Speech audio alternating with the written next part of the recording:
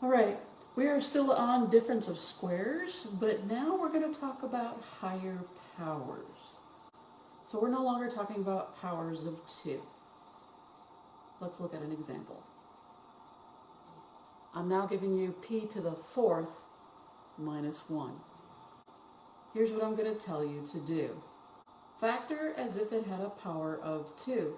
In other words, pretend that this was p squared minus 1 squared. Remembering 1 can be raised to any power that we want, and we want an even power because we're dealing with squares. So I'm going to leave it as a power of 2. It doesn't have to match and be 4, it can be a 2. But then again, 1 can be any power, so we can manipulate it again if we need to. So if we factor as if it had a power of 2, we would just write it as p minus 1 times p plus 1. Remember what we do. Ignore the powers of 2, just put p minus 1, and then on the other one, write the same thing but with a plus sign. So far, so good. Here's what I want you to ask yourself. What is half of 4? Now this 4 is relating back to the original problem when it had a power of 4. What is half of 4? What is an even split of 4? And that answer is 2. So wherever you see a p, give p the power of 2, because you said half of 4 is 2. This 2 is going to go on this one that you thought was just ignore it and just put the p minus 1, p plus 1. So what you're going to do is give everybody a power of 2. Now 1 absorbs it because 1 times 1 is 1. So I don't have to worry about the powers on the 1. You have a p squared minus 1 and a p squared plus 1. So that was an even split of the power of 4. An even split of 4, or half of 4, is 2. You're going to use powers of 2 now instead of just p minus 1, p plus 1. So we manipulated our problem. The question is, are we done? And the answer is no. The reason why is p squared minus 1 is a difference of squares. This is factorable. But you have a p squared plus 1. Well, as we know, this is a sum of squares, and that is prime. So we can factor this one, but we cannot factor this one. That's fine. We only have to concentrate on this one then. So let's look at our problem once again. We had p squared minus 1 times p squared plus 1. What are we going to do? Just like I did before, I'm going to give everybody a power of 2, but only with the difference of squares, because this one is prime. Now let me tell you something. Just because this is prime doesn't mean that you just drop it and it never appears again. This is part of the original problem. So I have to keep on writing all of this on the same step every time. This p squared plus 1 has to follow. But again, I'm going to concentrate on factoring the difference of squares. So one more time, I'm going to split it into 2 parts because this is a difference of squares. This is just going to drop on down. I'm going to end up with p minus 1 times p plus 1. Again, just dropping down the p squared plus 1. You bring it down with the rest of the problem even though it's prime. I see a lot of students, they tend to drop this one off, and I'm like, no, because if I multiply all these together, I want p to the 4th minus 1. I want the original problem. Without this, I've only got p squared minus 1. I need this to complete the original problem, which is why it keeps following down. This is what it factors into. This is my final answer. Let's look at this new problem here. We have 16 minus p to the 4th. The dead giveaway that it's a difference of squares is that this is an even power, and it's a 4. So you want 2, 4. 6 is iffy when it comes to a power, but definitely 2, 4, 8, stuff like that. So they won't go usually much higher than 4, except for me, I go a little higher. So this is 16 minus p to the 4th. Again, even, this tells me it's a difference of squares, so I'm going to treat it as squares. So I'm going to write 16 as a square. This is 4 squared minus p to the 4th.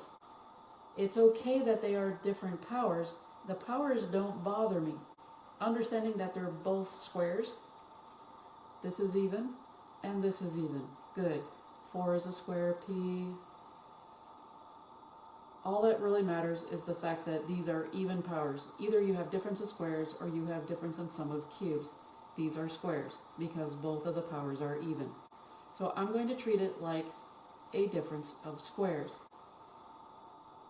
Even though this p has a power of 4, I'm going to pretend that that is a power of 2. So just bear with me. Pretend this is a difference of squares.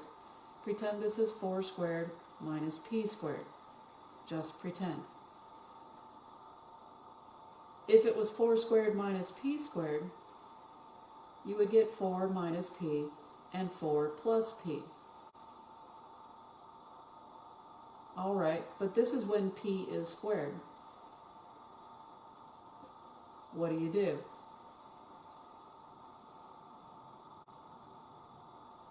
An even split of the power of 4 is 2 and 2.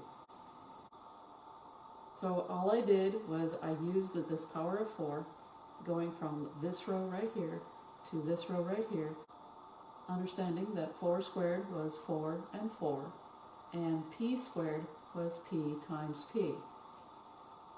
So I treated it as if both of these were a power of 2. We're cool here.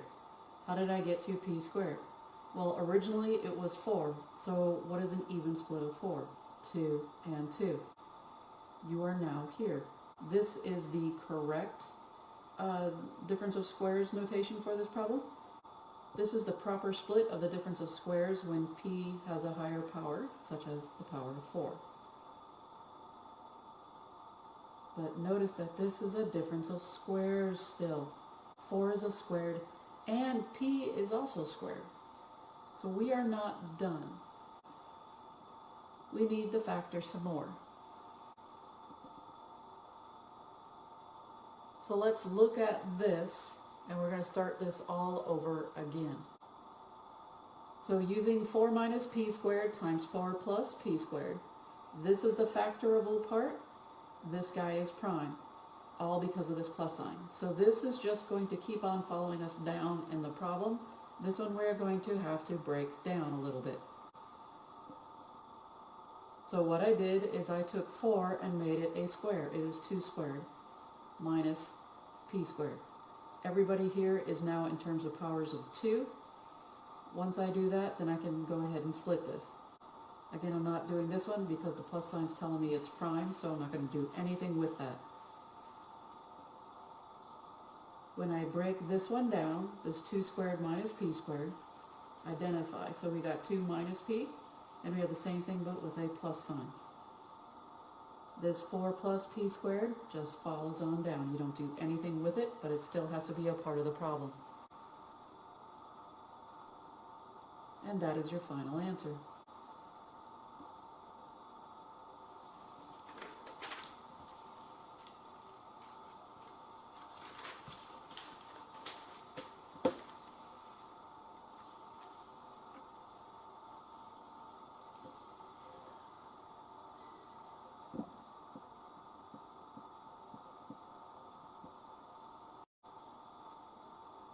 And I can hear your questions. You're like, hey, if you can do 4, can you do higher powers? And the answer to that is, of course. So what I'm going to do, even though this is a to the 8th minus y to the 8th, I'm going to treat it as a difference of squares. I'm going to pretend in my head that this is a squared minus y squared. So this is all I'm going to do. Pretend, how would you factor it? It would look like this.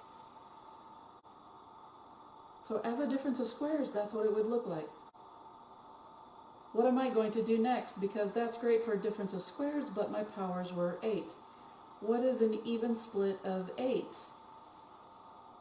So what is half of 8? We know it's 4. So I'm going to give each one of these a power of 4. So just put the 4s on there and you're good to go.